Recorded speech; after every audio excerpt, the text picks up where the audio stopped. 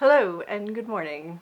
As I finish up our dining room, I have been on the hunt for just the right furniture. As an avid thrifter, of course, that's where I started. But after a while of searching, I just was not finding anything that I loved. So of course, I turned to trusty old Facebook Marketplace. Even on there, the hunt was a little bit tough. Our area is overrun with those froofy, is froofy a word?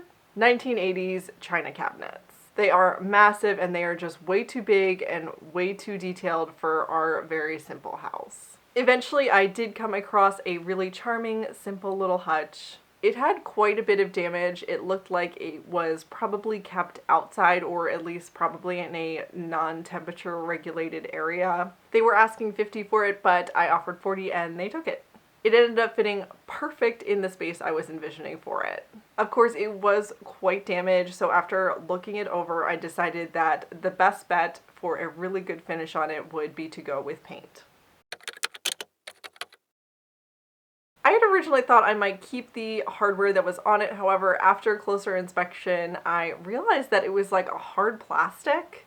So I don't think it was original to the piece, and I decided to swap it out for some new hardware. And by new, I mean old, because I went digging in my closet and found this little baggie of really cute pulls from a different piece of furniture that I took it off years ago, and I've just been saving this hardware for a rainy day for years, and it was finally time for it to shine. And speaking of shine, it was quite dingy, so I felt like it needed to get its own mini makeover before we put it on the new hutch.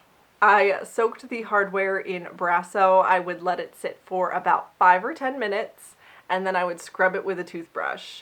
And I ended up doing that twice, and then it came out absolutely beautifully.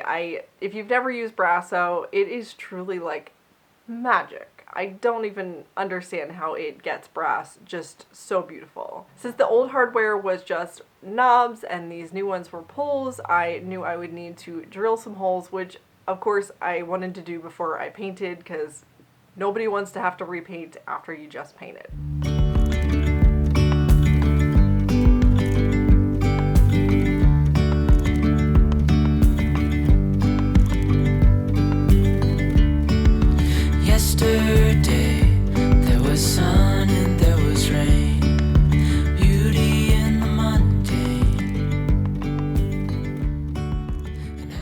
Since the old hardware were just single knobs and these new ones were pulls, I went ahead and drilled the holes for the new hardware and wood-filled the holes from the knobs. While I was at it, I went ahead and used the wood filler to also fill in some of the bigger dings and scrapes on the hutch. I let that dry overnight, and then I gave it all a really good sanding and a super deep cleaning.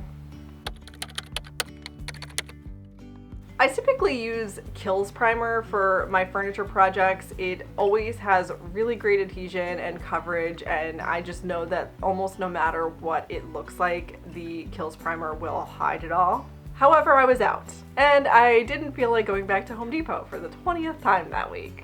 So I went hunting in my basement. I found the Clare primer that I had used in the dining room makeover and went ahead and gave that a try. And it worked great! I'm always a little reserved about using a wall primer on a piece of furniture. However, I had no problem. It was great coverage and great adhesion. And from there, it was of course time to paint. Startled our eyes, we let go of disguise.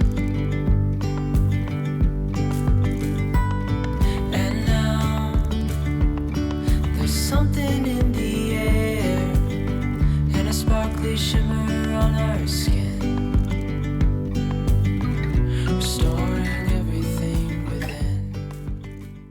I knew I wanted to do something a little bit moodier, so I went with a Blackish from Clare. This is not a true black, it's more of a charcoal with definite blue undertones. It actually reminded me a lot of the paint that I used on my desk, which I believe was Benjamin Moore's Twilight Zone. They're both really lovely colors. If you're looking for something that is a almost black but not completely black, they are both great options. If you're thinking about painting a piece of furniture black, I have 2 big tips for you that I've learned over the years. Number 1, consider your finish carefully. I am really picky about the finish, especially on my furniture. When I was painting my desk, I had gotten talked into buying a high gloss paint and I hated it. Like, I absolutely hated the look of it. So I ended up repainting the whole piece again. Then I went with an eggshell finish, which I love a lot more. Typically, I personally never go glossier than like a satin finish for me. Now you have to figure out whatever your personal preference is. It may take a little trial and error. You may love a high gloss finish. I personally love something that looks a little bit more vintage, a little bit more worn, and I feel like an eggshell finish usually gives me that look.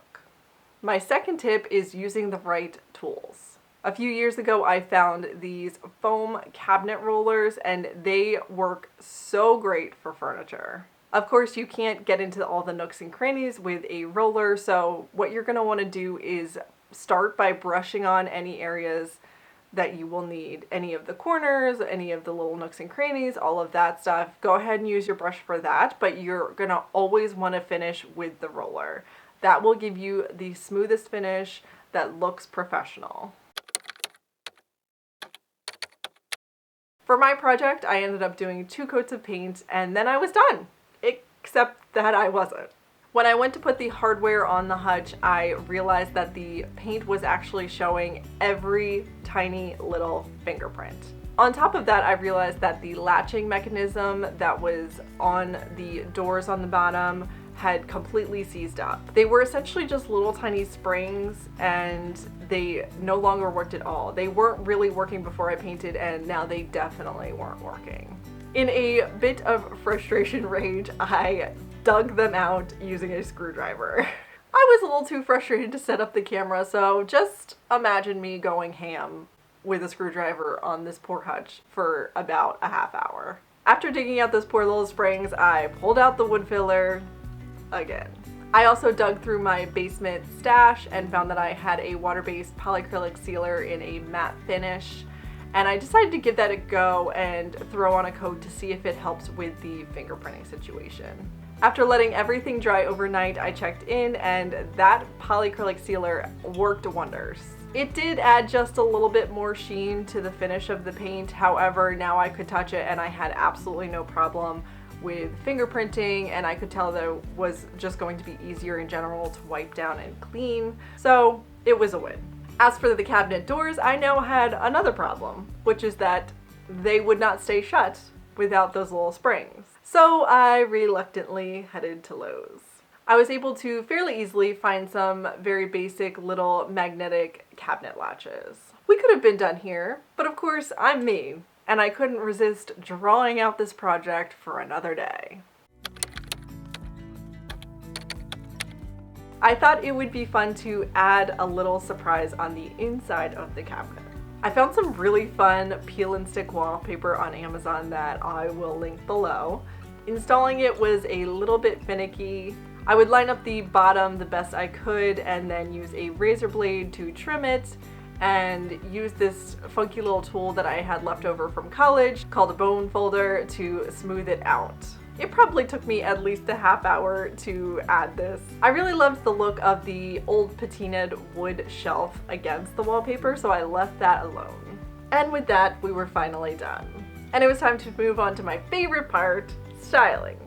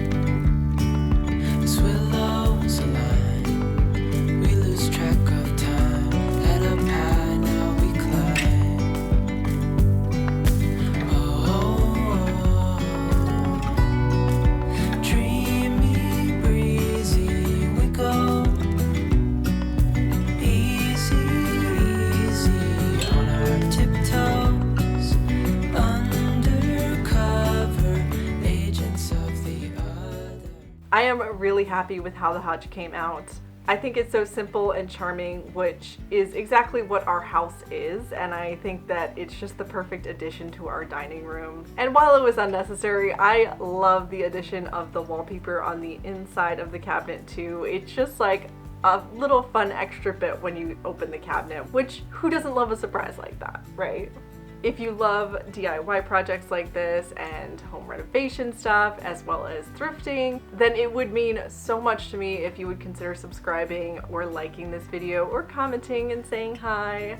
Thank you so much for watching. I hope you are having a lovely day, and I hope to see you next time.